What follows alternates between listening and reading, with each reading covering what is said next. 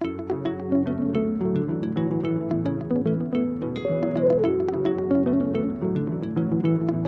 you very much for the opportunity to be talking to you. I'm Dr. Herbert Kayiga. I'm a specialist obstetrician gynecology coming from Uganda, Kampala. I'm a lecturer in the Department of Obstetrics and Gynecology, and it's been a beautiful experience coming to this training at Indira IVF under the Merck Foundation More Than a Mother. So I'm happy to talk about the infertility in Uganda. We have a population of close to 47 million Ugandans, and despite having a high fertility rate of about 4 at the moment, the burden continues to grow. It's challenging that despite all this population, we have about 5 fertility centers that are privately owned. We are yet to see the Women's Specialized Hospital opening one of the centers soon. But because of this, the challenge is that the cost is quite high. You can imagine to undertake one cycle, it's usually between 3,600 to up to 10,000 US dollars for an average Ugandan. It's quite an amount. And so this leaves us with very few options at times. Having sometimes to do tubal construction, which can either be done laparoscopic. Some colleagues have tried to do open surgeries. Sometimes we try to flush, what we call hydrotubation, to try in an effort to try to open out the tubes. But quite a number of times, like the literature says, the success rate is as low as 5%. So having all these burdens of this burden of women seeking infertility treatment with very minimal options, it can, one, be demoralizing to the patient who seems not to be benefiting, and also to the specialists. It's quite a downside, because if you're managing patients and 90% of them are not actually improving, it can quite be demotivating. So undertaking this training adds to the experts, and I pray that when I go back, I'll be able to join the Women's Specialized Hospital, and I will continue helping offer this service of infertility treatment to many of the other Ugandans. So I'll talk about my experience while here at Indira Fertility Academy. It's been a thrilling opportunity, a rare opportunity, because I've had the chance to be able to learn more about IVF and the different modes, the different stimulation cycles that are available, the interventions that can be given out. I've gotten a chance to work with the simulators, which are quite rare to find back home. And so having these simulation sessions have improved my skills. I've grown to learn more about how to do gynecology, ultrasound scans. We've been able to be to the OR, in the OT or operation theaters. We've been able to witness more of a laparoscopic clipping in case a couple has, in case a lady has fluid in the tubes. So it's better to optimize the outcomes, where you have to separate the tube from the uterus, or what we would call clipping. We've had a good exposure picking up the follicles in the operating theaters. We've gotten other experiences witnessing hysteroscopies. So on the whole, I believe I've been better. The exposures in the lab to enable us witness more of how they prepare the semen.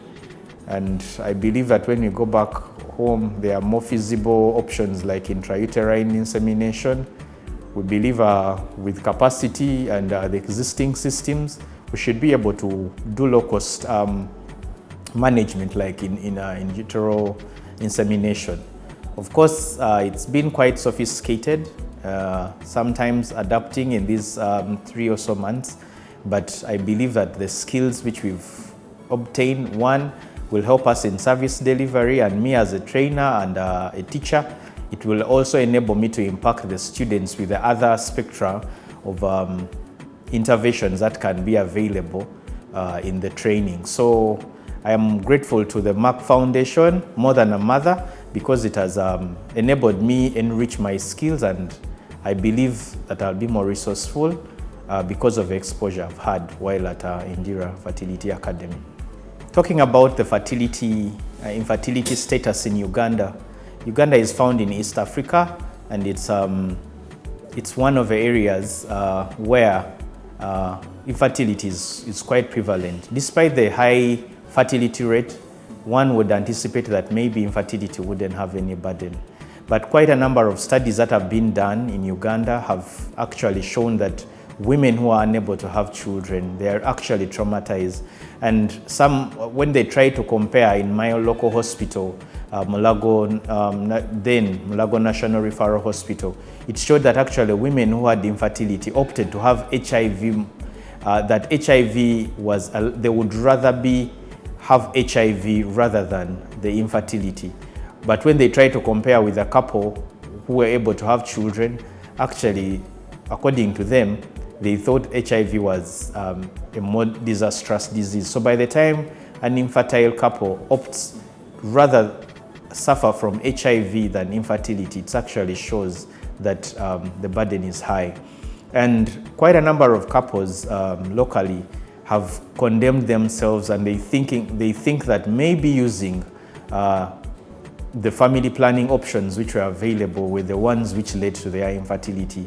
And it's so sad that only about 15% of the women who were actually interviewed were showing that they knew the reasons why they were infertile. So it comes with a lot of tension, a lot of stigma. Some of the women actually end up having to carry babies from their neighbors to prove to the community that they have children. And this is quite painful because they can't leave. And the aspect of adoption is yet to be received in Africa. People haven't yet embraced this approach of adoption. So you would rather do everything to prove out a point that you're able to have children.